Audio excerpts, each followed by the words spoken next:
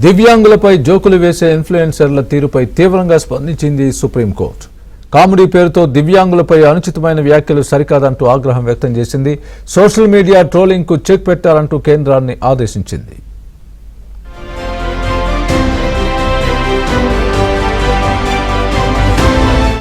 Social media ఇన్ఫ్లుయెన్సర్ల కేసులో supreme కీలక వ్యాఖ్యలు చేసింది.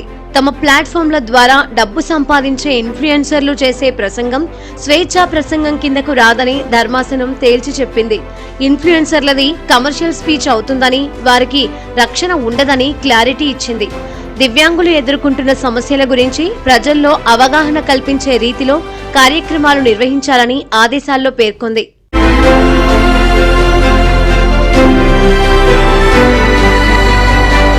దివ్యాంగులపై అనుచిత వ్యాఖ్యలు చేసిన యూట్యూబర్ సమీర్ రైనాతో పాటు ఇతర యూట్యూబర్లకు సుప్రీంకోర్టు వార్నింగ్ ఇచ్చింది. ఇలాంటి అవమానించే వ్యాఖ్యలు ఎప్పుడు ఆగుతాయంటూ వ్యాఖ్యానించిన ధర్మాసనం అసభ్యకరమైన జోకులు వేసిన కమెడియన్లను మందలించింది.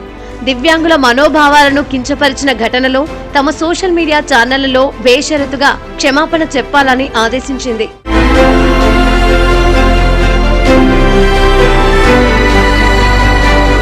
ఇన్ఫ్లుయెన్సర్లు అందరి గౌరవాన్ని కాపాడేలా కేంద్ర ప్రచార శాఖ మార్గదర్శకాలు తయారు చేయాలని కేంద్రాన్ని సుప్రీంకోర్టు ఆదేశించింది. సోషల్ మీడియా కట్టడికి మార్గదర్శకాలు రూపొందించాలని ఆదేశాలు జారీ చేసింది.